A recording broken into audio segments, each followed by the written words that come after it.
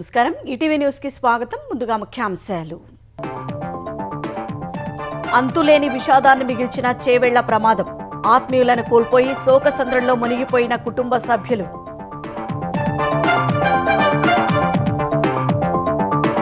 Tipper అతివేగమే ప్రమాదానికి కారణమన్న RTC MD. Driver నియంత్రణ కోల్పోయినట్లు ప్రాథమికంగా తేలిందని స్పష్టీకరణ. జోరుగా జూబ్లీహిల్స్ ఉప ఎన్నిక ప్రచారం. బీఆర్ఎస్ కాంగ్రెస్ కు అభివృద్ధి పట్టదన్న కిషన్ రెడ్డి. కేంద్ర మంత్రిగా ఏం చేశారని పొన్నం ప్రశ్న. లండన్లో చంద్రబాబు పెట్టుబడుల వేట.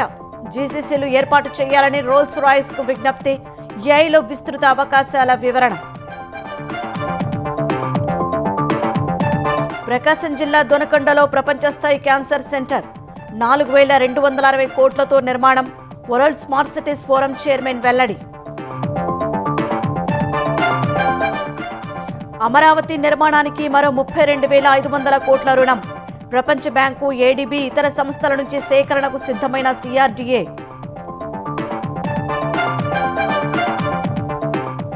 నేటి నుంచి 9 రాష్ట్రాలు, 3 కేంద్రపాలిత ప్రాంతాల్లో ఓట్ల ప్రక్షాళన. డిసెంబర్ 4 వరకు వివరాలు సేకరించనున్న ఎన్నికల సంఘం.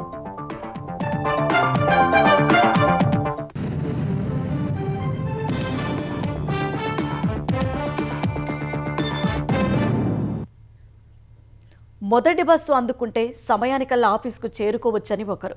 డాక్టర్ చెప్పిన సమయానికి వెళ్ళకపోతే మరో రోజు వెళ్లాల్సి వస్తుందని భార్యాభర్తలు. ఆ బస్సు మిస్ అయితే కాలేజీకి ఆలస్యం అవుతుందని అక్కా చెల్లెళ్ళు. మనవరాలని ముద్దు చేస్తూ తండ్రి దగ్గర దిగబెట్టేందుకు ఓ పెద్ద ఆయన పొద్దు పొడవకు ముందే బస్సు ఎక్కారు.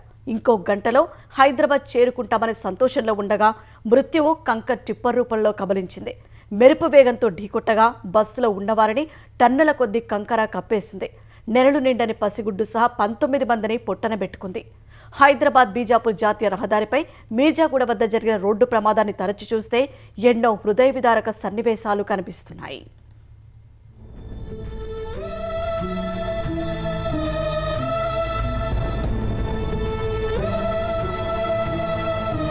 పొద్దు పొడవక ముందే బస్సెక్కిన కొందరు ప్రయాణికుల జీవితాలు సూర్యుడు ఉదయించకముందే అస్తమించాయి.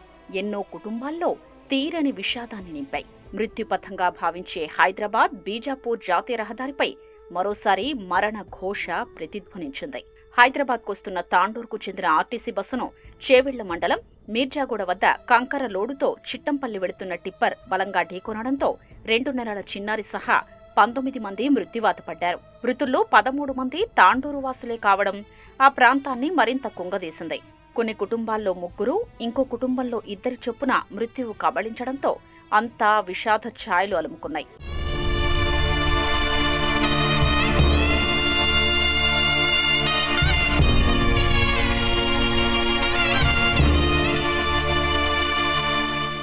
యాలాల మండలం పేర్కంపల్లికి చెందిన ఎల్లయ్య గౌడ్, అంబికా దంపతులకు 5 సంతానం. తాండూర్కు వలస వచ్చి వడ్డెర గల్లీలో జీవిస్తున్నారు. కారు నడుపుకుంటూ పిల్లల్ని చదివించుకుంటున్న ఎల్లయ్య గౌడ్ ఇటీవలే పెద్ద కుమార్తె అనూష వివాహాన్ని ఘనంగా జరిపించాడు.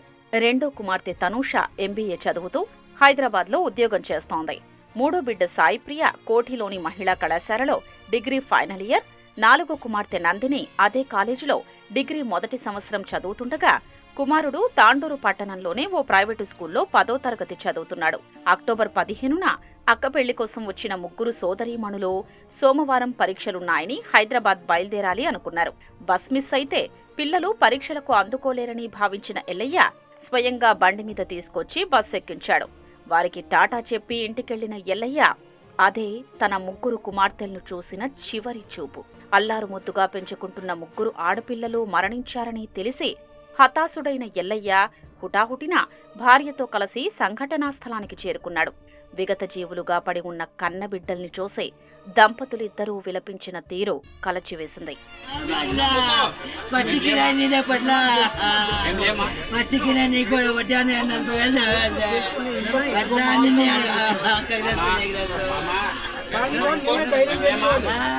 తాండూర్కు చెందిన విద్యార్థిని ముస్కాన్ సైతం ఈ ప్రమాదంలో ప్రాణాలు విడిచింది. తాండూరు మండలం కరణ్కోట గ్రామానికి చెందిన చాన్పాషా బండల వ్యాపారం చేస్తూ జీవనం సాగిస్తున్నారు. కుమార్తె ముస్కాన్ను హైదరాబాద్లోని కోఠి ఉమెన్స్ కళాశాలలో డిగ్రీ చదివిస్తున్నారు. సెలవులతో పాటు ప్రతి ఆదివారం ముస్కాన్ ఇంటికొచ్చి తల్లిదండ్రులతో గడుపుతోంది. ఈ ఆదివారం ఇంటికొచ్చిన ముస్కాన్ను తిరిగి కళాశాలకు పంపేందుకు చాంద్పాషా తెల్లవారుజామునే హైదరాబాద్ బస్ ఎక్కించారు. తండ్రిని ఇంటికి వెళ్లమని చెప్పిన ముస్కాన్ ఇక శాశ్వతంగా వెళ్లిపోవడంతో కుటుంబ సభ్యులు కన్నీరు మున్నీరవుతున్నారు.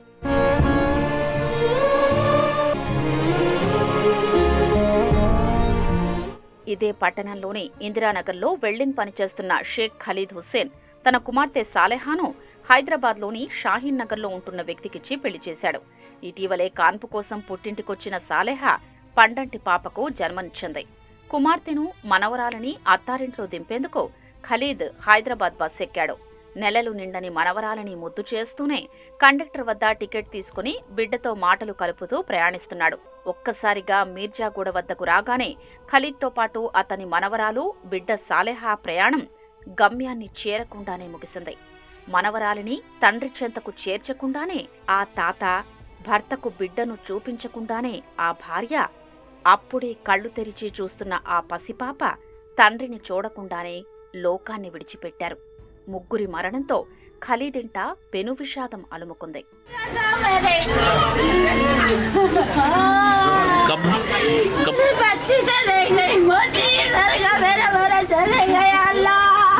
యాలాల మండలం హాజీపూర్కు చెందిన బందెప్ప తన భార్య లక్ష్మికి జబ్బు చేయడంతో హైదరాబాద్లోని పెద్దాసుపత్రిలో చూపిస్తున్నాడు.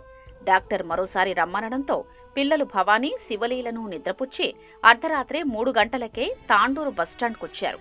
ఆరోగ్యం బాగై పిల్లల్ని మంచిగా చూసుకోవాలి అనుకున్న లక్ష్మి వారికి జాగ్రత్త చెప్పి భర్తతో కలిసి బస్సెక్కింది. తెల్లారేసరికి దంపతులిద్దరూ బస్సు ప్రమాదంలో మృత్యువాత పడడంతో భవానీ, శివలీలలు అనాథలయ్యారు. చేవెళ్ల ప్రభుత్వాసుపత్రి వద్ద బోరున విలపించిన తీరు చూపరుల్ని కంటతడి పెట్టించింది.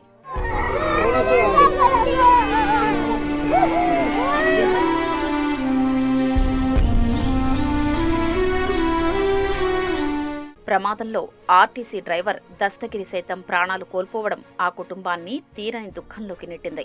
ఉదయాన్నే విధుల్లో భాగంగా దస్తగిరి తీసిన తొలి బస్సే తన జీవిత ప్రయాణంలో ఆఖరి బస్ అయింది. బషీరాబాద్ మండలం మంతటి గ్రామానికి చెందిన దస్తగిరి బాబా తాండూరు వలస వచ్చాడు. 20 ఏళ్లుగా పాత తాండూరులో ఉంటూ భార్యా పిల్లలతో జీవిస్తున్నాడు. గతంలో టిప్పర్, లారీ డ్రైవర్గా పనిచేసిన అనుభవం ఉండడంతో 10 ఏళ్ల నుంచి ఆర్టీసీలో ప్రైవేట్ డ్రైవర్గా పనిచేస్తున్నాడు. 2 ఏళ్ల కిందట వికారాబాద్, అనంతగిరి సమీపంలో ప్రైవేటు బస్సు నడుపుతుండగా బ్రేకులు ఫెయిల్ కావడంతో అప్పట్లో చాకచక్యంగా వ్యవహరించి అందులోని ప్రయాణికుల్ని దస్తగిరి రక్షించాడు. కానీ సోమవారం మీర్జాగూడ వద్ద జరిగిన ప్రమాదంలో దస్తగిరిని మృత్యువు మింగింది. దస్తగిరి మరణంతో ఆయన కుటుంబంతో పాటు ఆర్టీసీ డిపోలోనూ విషాదం అలుముకుంది. రంగారెడ్డి జిల్లా చేవెళ్ల సమీపంలో జరిగిన ప్రమాదానికి టిప్పర్ అతివేగమే కారణమని ప్రాథమిక దర్యాప్తులో వెల్లడైనట్లు టీజీ ఎస్టార్సీ యాజమాన్యం ప్రకటించింది. ప్రాథమిక విచారణ ప్రకారం ప్రమాదానికి ఆర్టీసీ బస్సు డ్రైవర్ కారణం కాదని తేలినట్లు ఆర్టీసీ యాజమాన్యం ఓ ప్రకటనలో తెలిపింది. బస్సు పూర్తి ఫిట్నెస్తో ఉందని, డ్రైవర్ సర్వీసు రికార్డు ప్రకారం ఎలాంటి యాక్సిడెంట్ రికార్డు లేనట్టు నిర్ధారణ అయిందని వివరించింది. రోడ్డు మలుపు వద్ద అతివేగంతో టిప్పర్ డ్రైవర్ నియంత్రణ కోల్పోవడం వల్లే ఈ ప్రమాదం జరిగినట్లు ప్రత్యక్ష సాక్షులు తెలిపారని వివరించింది. ఘటనపై తీవ్ర దిగ్భ్రాంతి వ్యక్తం చేసిన టీజీఎస్ఆర్టీసీ యాజమాన్యం ఎప్పటికప్పుడు పరిస్థితిని అధికార బృందం పర్యవేక్షిస్తున్నట్లు వివరించింది. ప్రాణాలు కోల్పోయిన 19 మందికి సంతాపం తెలిపిన ఆర్టీసీ యాజమాన్యం క్షతగాత్రులు త్వరగా కోలుకోవాలని ఆకాంక్షించింది. ఏలూరు జిల్లా లింగపాలెం మండలం జూబ్లీనగర్ వద్ద ప్రైవేట్ ట్రావెల్స్ బస్సు బోల్తా పడింది. ఈ ఘటనలో ఒకరు మృతి చెందగా 4గురికి తీవ్ర గాయాలయ్యాయి. ధర్మాజిగూడెం నుంచి హైదరాబాద్ వెళ్తున్న భారత్ ట్రావెల్స్కు చెందిన బస్సు ధర్మాజిగూడెం శివారులో ఆటోను ఢీకొట్టింది. వారి నుంచి తప్పించుకునే క్రమంలో డ్రైవర్ బస్సును అతివేగంగా నడుపుతూ లింగపాలెం దాటిన తర్వాత ఎదురుగా వస్తున్న బైక్ను ఢీకొట్టాడు. బైక్పై ఉన్న 2రికి తీవ్ర గాయాలయ్యాయి. తర్వాత మరింత వేగం పెంచగా జూబ్లీనగర్ మలుపు వద్ద బస్సు అదుపు తప్పి బోల్తా పడింది. ఈ ప్రమాదంలో ప్రవీణ్ కుమార్ అనే వ్యక్తి అక్కడికక్కడే మృతి చెందగా గాయాలైన 4గురిని ఏలూరు ప్రభుత్వాసుపత్రికి తరలించారు. ఆంధ్రప్రదేశ్లో గ్రీన్ ఎనర్జీ ఉత్పత్తికి అపారమైన అవకాశాలు ఉన్నాయని సీఎం చంద్రబాబు లండన్లో పారిశ్రామికవేత్తలకు వివరించారు. ఏపీలో గ్లోబల్ క్యాపబిలిటీ సెంటర్లను ఏర్పాటు చేయాల్సిందిగా రోల్స్ రాయిస్ గ్రూప్ ప్రతినిధుల్ని ముఖ్యమంత్రి కోరారు. సెమీ కండక్టర్లు, ఆధునిక ప్యాకేజింగ్ యూనిట్ ఏర్పాటుకు శ్రామ్ అండ్ బ్రామ్ గ్రూప్ ఆసక్తి చూపింది. లండన్ పర్యటనలో ఉన్న సీఎం చంద్రబాబు సోమవారం పలువురు పారిశ్రామికవేత్తలు, సంస్థల ప్రతినిధులతో వరుస సమావేశాలు నిర్వహించారు. ఏపీలో పెట్టుబడులకున్న అవకాశాల్ని వివరిస్తూనే ప్రోత్సాహకాలు, ప్రభుత్వ పాలసీల్ని వారి దృష్టికి తీసుకెళ్లారు. దిగ్గజ సంస్థ రోల్స్ రాయిస్ గ్రూపు ప్రతినిధులతో భేటీ అయిన సీఎం విశాఖ, తిరుపతిలో జేసీసీలు ఏర్పాటు చేయాలని కోరారు. ఏరో ఇంజిన్స్, డీజిల్ ప్రొపల్షన్ సిస్టమ్స్ తయారీలో రోల్స్ రాయిస్ కు అంతర్జాతీయంగా గొప్ప బ్రాండ్ ఇమేజ్ ఉంది. ఆ సంస్థ సీటీఓతో సమావేశమైన చంద్రబాబు ఏపీలో ఏరోస్పేస్ రంగంలో ఉన్న అవకాశాల్ని వివరించారు. ఓర్వకల్లులో మిలిటరీ ఎయిర్ స్ట్రిప్, విమానాల maintenance, repairs, over hauling unit, Bhogapuram విమానాశ్రయం సమీపంలో ఏవియేషన్ ఎకోసిస్టమ్, ఎంఆర్ఓ ఫెసిలిటీ ఏర్పాటుకు అవకాశం ఉందని పేర్కొన్నారు. అనంతరం శ్రావణ్ రామ్ గ్రూప్ చైర్మన్ శైలేష్ హీరానందాని, శాంకో holding limited chairman Sampath Kumar తో చంద్రబాబు భేటీ అయ్యారు. బ్యాటరీ ఎనర్జీ స్టోరేజీ రంగంలో పెట్టుబడులకున్న అవకాశాల్ని వారికి వివరించారు. సెమీ కండక్టర్లు, ఆధునిక ప్యాకేజింగ్ యూనిట్ ఏర్పాటుకు శ్రావణ్ రామ్ గ్రూపు ఆసక్తి కనబర్చింది. లండన్లో వివిధ పారిశ్రామికవేత్తలతో నిర్వహించిన రౌండ్ టేబుల్ కాన్ఫరెన్స్ లో పాల్గొన్న చంద్రబాబు ఏపీలో పెట్టుబడులు పెట్టాలని, ఈ నెల 14-15న విశాఖలో జరిగే భాగస్వామ్య సదస్సుకు రావాలని ఆహ్వానం పలికారు. లాజిస్టిక్ కారిడార్ ద్వారా ఏపీని అభివృద్ధి చేసేలా ప్రణాళికలు రచిస్తున్నట్లు వారికి వివరించారు. రాష్ట్రంలో అంతర్గతంగా ఉన్న జలవనరుల్లో జల రవాణా ద్వారా సరకు రవాణాపై పనిచేసేందుకు ముందుకు రావాలని లండన్లోని అరూప్ సంస్థను సీఎం కోరారు. ఏపీలో ఏఐ వినియోగం, నిపుణుల తయారీ వంటి అంశాలతో పాటు ఎకోసిస్టమ్ అభివృద్ధికున్న అవకాశాల్ని పరిశీలించాలని ఆయా సంస్థల ప్రతినిధుల్ని కోరారు. అరుదైన భూగర్భ ఖనిజాల వెలికితీతపై వివిధ యూనివర్సిటీలు కూడా భాగస్వామ్యం వహించాలని కోరారు. అంతకుముందు హిందూజా గ్రూపు ఏపీలో 20,000 కోట్ల పెట్టుబడులు పెట్టేందుకు సీఎం సమక్షంలో ఒప్పందం చేసుకుంది.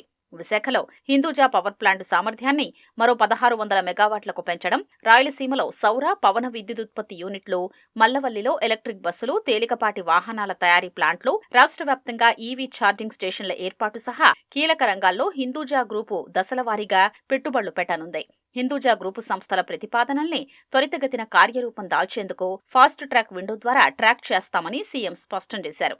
అటు పునరుత్పాదక ఇంధన రంగంలో పెట్టుబడులు పెట్టాలని లండన్లోని అతిపెద్ద విద్యుత్ సరఫరాదారుగా ఉన్న ఆక్టోపస్ ఎనర్జీ ఇంటర్నేషనల్ సంస్థకు సీఎం ఆహ్వానం పలికారు. ప్రకాశం జిల్లా దొనకొండలో 25 ఎకరాల విస్తీర్ణంలో 4,000 కోట్ల రూపాయల వ్యయంతో దక్షిణ కొరియాకు చెందిన వరల్డ్ స్మార్ట్ సిటీ ఫోరం చెన్ జాంగ్ ఉన్ చెల్లా క్యాన్సర్ సెంటర్ను నెలకొల్పనుంది.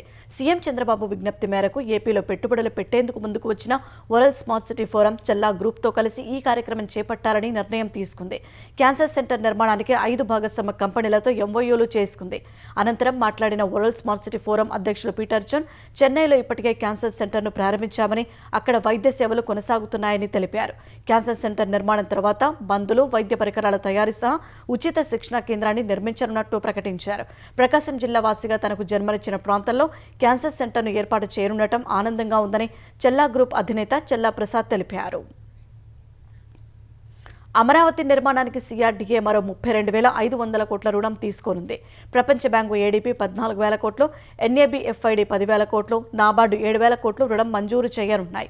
సిఆర్డీఏ ఇప్పటికే ప్రపంచ బ్యాంకు ఏడీబీల నుంచి 15,000 కోట్లు, హడ్కో నుంచి 11,000 కోట్లు కలిపి మొత్తం 26,000 కోట్లు రుణం తీసుకుంది.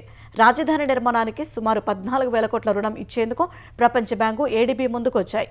ఇందుకు సంబంధించిన ప్రతిపాదనను రాష్ట్ర ప్రభుత్వం ఈ వారంలోనే కేంద్ర ఆర్థిక శాఖకు అందజేయనుంది. అక్కడి నుంచి ప్రపంచ బ్యాంకు, ఏడీబీల బోర్డుల ఆమోదం కోసం వెళ్తుంది. 14,000 కోట్లలో కొంత మొత్తాన్ని మ్యాచింగ్ గ్రాంట్గా సమకూర్చాల్సి ఉంటుంది. దాన్ని కూడా కేంద్ర ప్రభుత్వమే ఇస్తుందా, రాష్ట్ర ప్రభుత్వం సమకూర్చాలా అన్న విషయంలో స్పష్టత రాలేదు. అమరావతి నిర్మాణంలో భాగంగా 91,639 కోట్లు అంచనా వ్యయంతో 112 పనులు చేపట్టేలా ప్రణాళికలు సిద్ధం చేశారు. వాటిలో ప్రధాన మౌలిక వస్తువుల అభివృద్ధి, రైతులకు స్థలాలు కేటాయించిన లేఅవుట్ల అభివృద్ధి, హైకోర్టు, సచివాలయం టవర్లు, శాసనసభ భవనం వంటి ఐకానిక్ నిర్మాణాలు, హైకోర్టు న్యాయమూర్తులు, మంత్రులు, అధికారుల నివాస గృహాల వంటి 87 పనులకు ఇప్పటికే టెండర్లు పిలిచారు. వీటి అంచనా వ్యయం 53,388 కోట్లు. 38,926 కోట్ల అంచనా వ్యయంతో చేపట్టిన పనులు ఇప్పటికే ప్రారంభమయ్యాయి. తిరుపతి జిల్లాలో పులికాట్ సరస్సును ఎకో టూరిజం గమ్యస్థానంగాను, ఫ్లెమింగో పక్షులకు శాశ్వత నివాస స్థావరంగా తీర్చిదిద్దుతామని ఉప ముఖ్యమంత్రి పవన్ కళ్యాణ్ అన్నారు. మోంతా తుపానుకు ముందు నుంచే ఫ్లెమింగోల రాక మొదలైందని, పక్షుల స్థావరాలకు ఇబ్బంది లేకుండా అటవీ శాఖ ఆధ్వర్యంలో చర్యలు చేపట్టామని ఆయన ఎక్స్ వేదికగా వెల్లడించారు. అందమైన సైబీరియన్ పక్షుల చిత్రాలను అందులో షేర్ చేశారు. రాజహంసగా పిలుచుకునే ఫ్లెమింగోలు జీవ వైవిధ్యానికి ప్రతీకగా నిలుస్తాయని పేర్కొన్నారు. సాధారణంగా అక్టోబర్ మాసంలో వచ్చి మార్చిలో తిరిగి వెళ్లిపోయే ఈ విదేశీ అతిథులు ఈ మధ్య ఏడాది పొడుగునా కనువిందు చేస్తున్నాయని తెలిపారు. ఎకో టూరిజాన్ని అభివృద్ధి చేయడంలో భాగంగా ఫ్లెమింగోలు ఇక్కడే స్థిర నివాసం ఏర్పాటు చేసుకునేలా అటవీ శాఖ చర్యలు తీసుకుంటుందన్నారు. ఫ్లెమింగోల ఆహారం, విశ్రాంతి, భద్రతకు ఇబ్బందులు కలగకుండా తీసుకున్న చర్యలు మంచి ఫలితాలనిస్తున్నాయని తెలిపారు. ఈసారి ఫ్లెమింగో ఫెస్టివల్ 3 రోజులతో సరిపెట్టకుండా ఎకో టూరిజాన్ని విస్తరించేలా ఫోటోగ్రఫీ, బర్డ్ సేయింగ్, ఎకో క్లబ్ పేరిట వివిధ కార్యక్రమాలకు శ్రీకారం చుట్టినట్లు తెలిపారు.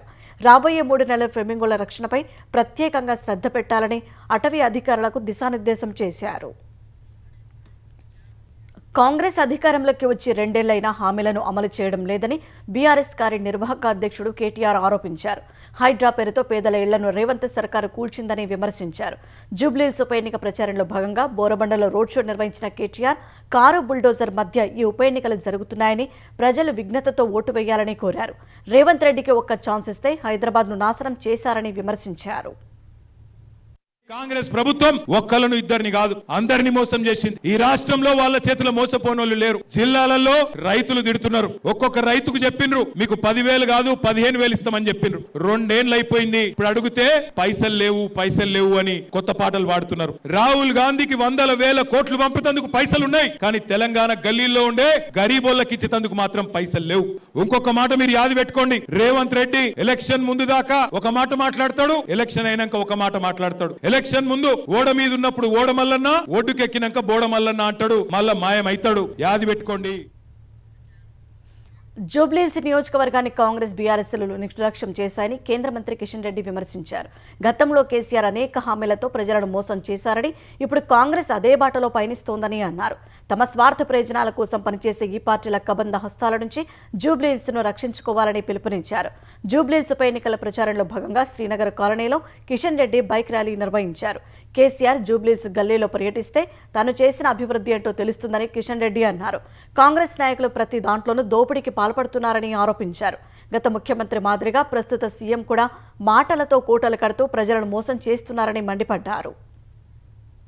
స్వాతంత్రం వచ్చినప్పటి నుంచి కూడా ఇక్కడ నుంచి ఎమ్మెల్యేగా బీఆర్ఎస్ పార్టీ కాంగ్రెస్ పార్టీ గెలిచింది. నేను కాంగ్రెస్ పార్టీని అడుగుతా ఉన్నాను, బీఆర్ఎస్ పార్టీని అడుగుతా ఉన్నాను, మీరు జూబ్లీహిల్స్ అభివృద్ధి కోసం ఏం చేశారు? కేసీఆర్ నేను బంగారు తెలంగాణ చేస్తానని చెప్పి బంగారు తెలంగాణ చేయలేదు, బంగారు కుటుంబం చేస్తుంది. రేవంత్ రెడ్డి కాంగ్రెస్ పార్టీ కూడా ఎన్నికలకు ముందు అనేక రకాల హామీలు ఇచ్చారు, కానీ ఏ ఒక్క హామీ అమలు చేయలేదు. 2,500 ఇవ్వకుండా ఓటు అడిగేటువంటి నైతిక హక్కు కాంగ్రెస్ పార్టీకి. 10 ఏళ్లలో కేంద్ర మంత్రిగా, సికింద్రాబాద్ ఎంపీగా జూబ్లీహిల్స్కు ఏం చేశారని కిషన్ రెడ్డిని తెలంగాణ రవాణా శాఖ మంత్రి పొన్నం ప్రభాకర్ ప్రశ్నించారు. 2024 లోక్సభ ఎన్నికల్లో బీఆర్ఎస్ మద్దతుకు గురుభక్తిగా ఆ పార్టీకి లోపాయికారిగా మద్దతు ఇస్తున్నారని చర్చ జూబ్లీహిల్స్లో నడుస్తోందని ఎక్స్లో పోస్ట్ చేశారు. 11న జరిగే ఉప ఎన్నికలో బీజేపీ అభ్యర్థికి 10,000 కంటే ఎక్కువ ఓట్లు రావని రాసుకొచ్చారు. మరోవైపు జూబ్లీహిల్స్ ఉప ఎన్నిక ప్రచారంలో భాగంగా ఎల్లారెడ్డిగూడలో నిర్వహించిన దళితుల ఆత్మీయ సమ్మేళనంలో వైద్యారోగ్య శాఖ మంత్రి దామోదర రాజనరసింహ పాల్గొన్నారు. దళితుల అభ్యున్నతికి తమ ప్రభుత్వం కట్టుబడి ఉందని తెలిపారు. సామాజిక న్యాయంలో భాగంగా ఎస్సీ వర్గీకరణ చేపట్టామని వెల్లడించారు. తెలంగాణ రాష్ట్రంలో భూ సంస్కరణలు సుమారు 25 లక్షల ఎకరాల భూ పంపకము పేదవానికి, ముఖ్యంగా దళితులకు, ట్రైబల్స్ కు ఇచ్చిన చరిత్ర ఇందిరమ్మది, కాంగ్రెస్ పార్టీది. మళ్ళీ ఈనాడు 30-35 సంవత్సరాల వర్గీకరణ అంటే కులానికి వ్యతిరేకం కాదు, బాబాసాహెబ్ కలగన్న సామాజిక న్యాయం, సోషల్ జస్టిస్. 35 సంవత్సరాలు సుప్రీం కోర్టు తీర్పు అనుగుణంగా అసెంబ్లీలో మొట్టమొదట గంట లోపల ప్రకటన చేసిన మన రాష్ట్ర ముఖ్యమంత్రి రేవంత్ రెడ్డి గారు. హైదరాబాద్లో ప్రపంచ ప్రసిద్ధి చెందిన వాన్గార్డ్ గ్లోబల్ టెక్నాలజీ సెంటర్ ప్రారంభమంటే తెలంగాణలో టెక్నాలజీ ఆవిష్కరణలకు గుర్తింపుగా భావిస్తున్నామని ఉప ముఖ్యమంత్రి భట్టి విక్రమార్క అన్నారు. హైదరాబాద్ రాయదుర్గంలోని నాలెడ్జ్ సెంటర్లో ఐటీ పరిశ్రమల శాఖ మంత్రి శ్రీధర్ బాబుతో కలిసి వాన్గార్డ్ గ్లోబల్ టెక్నాలజీ సెంటర్ను ప్రారంభించారు. ప్రపంచ స్థాయి కంపెనీలకు హైదరాబాద్ కేంద్రంగా మారిందన్న భట్టి విక్రమార్క బలమైన మౌలిక వసతులు, వ్యాపారానుకూల విధానాలు, ప్రతిభతో నిండిన ఎకోసిస్టమ్ కారణంగా ప్రపంచ స్థాయి కంపెనీలు వస్తున్నాయని వివరించారు. వచ్చే ఏడాదిలో 120 గ్లోబల్ క్యాపబిలిటీ సెంటర్లను ప్రారంభించి కొత్తగా 1.2 లక్షల మందికి ఉద్యోగాలు కల్పించాలని లక్ష్యంగా పెట్టుకున్నామని ఐటీ పరిశ్రమల శాఖ మంత్రి శ్రీధర్ బాబు చెప్పారు. ఈ ఉద్యోగాలను అందిపుచ్చుకునేలా యువతకు అత్యుత్తమ నైపుణ్య శిక్షణ అందిస్తామన్నారు. ప్రపంచంలోనే అతిపెద్ద పెట్టుబడి నిర్వహణ సంస్థలో ఒకటైన వాన్గార్డ్ తమ గ్లోబల్ వాల్యూ సెంటర్ ఏర్పాటుకు హైదరాబాద్ను ఎంచుకోవడం ఈ నగర సామర్థ్యానికి నిదర్శనమన్నారు. వాన్గార్డ్ ప్రపంచవ్యాప్తంగా $6.4 ట్రిలియన్ విలువైన ఆస్తులను నిర్వహిస్తోందని, అలాంటి సంస్థ ఇక్కడ కార్యకలాపాలు ప్రారంభించడం తెలంగాణకు గర్వకారణమని తెలిపారు. సంగారెడ్డి జిల్లాలో ఏఆర్ కానిస్టేబుల్ తుపాకీతో కాల్చుకుని ఆత్మహత్య చేసుకున్న ఘటన కలకలం రేపింది. 2024లో కానిస్టేబుల్ ఉద్యోగంలో చేరిన సందీప్ కుమార్ సోమవారం సాయంత్రం ఆయుధాగారం నుంచి తుపాకీ తీసుకెళ్లి మహబూబ్ సాగర్ వద్ద ఛాతీపై కాల్చుకుని ఆత్మహత్య చేసుకున్నాడు. ఆన్లైన్ గేమ్స్ అప్పుల తాకిడి తట్టుకోలేక ఆత్మహత్యకు పాల్పడినట్లు తెలుస్తోంది. సందీప్ చేతికి తుపాకీ ఎలా వచ్చిందనే అంశంపై పోలీసులు విచారణ జరుపుతున్నారు. ఏపీపీఎస్సీ కార్యాలయం నుంచి గ్రూప్ 1 ప్రధాన పరీక్ష జవాబు పత్రాలను హైలాండ్ రిసార్టుకు తరలించాలనే నిర్ణయం ఎవరిదని హైకోర్టు ప్రశ్నించింది. ఏపీపీఎస్సీ సమిష్టిగా నిర్ణయం తీసుకుందా లేదా అప్పటి చైర్మన్, కార్యదర్శి నిర్ణయం మేరకు వాటిని తరలించారా అని అడిగింది. ఇందుకు సంబంధించి ఏమైనా ఉత్తర్వులున్నాయా? ఎన్ని రోజులు హైలాండ్లో జవాబు పత్రాలు ఉంచారు? తిరిగి ఏపీపీఎస్సీకి ఎప్పుడు తీసుకొచ్చారనే అంశాలపై స్పష్టత ఇవ్వాలని ఏపీపీఎస్సీని హైకోర్టు ఆదేశించింది. అభ్యర్థుల జవాబు పత్రాలను సీల్డ్ కవర్లో హైకోర్టు రిజిస్ట్రార్కు అందజేయాలని స్పష్టం చేసింది. హైలాండ్లో మొదటిసారి గ్రూప్ 1 ప్రధాన పరీక్ష జవాబు పత్రాల మూల్యాంకనం చేశారని, అందుకు భారీగా సొమ్ము ఖర్చు పెట్టారని అభ్యర్థులు చెబుతున్న నేపథ్యంలో చెల్లింపులేమైనా జరిగాయా, ఎందుకోసం బిల్లులు చెల్లించారనే విషయాలు చెప్పాలని ఏపీపీఎస్సీ కార్యదర్శిని హైకోర్టు ఆదేశించింది. వివరాలు సమర్పించేందుకు ఏజీ దమ్మాలపాటి శ్రీనివాస్ సమయం కోరగా విచారణను ఈ నెల 11కి వాయిదా వేసింది. గ్రూప్ 1 ప్రధాన పరీక్ష జవాబు పత్రాల మాన్యువల్ మూల్యాంకనంలో అక్రమాలు జరిగాయన్న కారణంతో పరీక్షను రద్దు చేసి మళ్లీ నిర్వహించాలని సింగిల్ జడ్జి ఇచ్చిన తీర్పును సవాల్ చేస్తూ దాఖలైన అప్పీళ్లపై హైకోర్టు విచారణ జరుపుతోంది. ఓటర్ల జాబితా ప్రక్షాళనలో భాగంగా కేంద్ర ఎన్నికల సంఘం నేటి నుంచి 9 రాష్ట్రాలు, 3 కేంద్రపాలిత ప్రాంతాల్లో ప్రత్యేక సమగ్ర సవరణ చేపట్టనుంది. నేటి నుంచి డిసెంబర్ 4 వరకు ఈసీ ఓటర్ల వివరాలు సేకరించనుంది. ఈ జాబితాలో పశ్చిమ బెంగాల్, తమిళనాడు, కేరళ, ఉత్తరప్రదేశ్, రాజస్థాన్, మధ్యప్రదేశ్, గుజరాత్, గోవా, ఛత్తీస్గఢ్, అండమాన్ నికోబార్ దీవులు, లక్షద్వీప్, పుదుచ్చేరి ఉన్నాయి. ఈ రాష్ట్రాలు, కేంద్రపాలిత ప్రాంతాల్లో మొత్తం 51 కోట్ల మంది ఓటర్లు ఉన్నారు. డిసెంబర్ 9న సవరించిన ఓటర్ల జాబితా ముసాయిదాను ఈసీ విడుదల చేయనుంది. వచ్చే ఏడాది ఫిబ్రవరి 7న తుది ఓటర్ల జాబితా ప్రచురణతో ఎస్ఐఆర్ ముగియనుంది. ఈ జాబితాలోని పశ్చిమ బెంగాల్, తమిళనాడు, కేరళ, పుదుచ్చేరిలో 2026లో అసెంబ్లీ ఎన్నికలు జరగనున్నాయి. అసోంలోనూ వచ్చే ఏడాది ఎన్నికలు ఉండగా అక్కడ ఎస్ఐఆర్ కోసం ప్రత్యేక తేదీని ప్రకటిస్తామని సిఈసి జ్ఞానేష్ కుమార్ ఇటీవల వెల్లడించారు.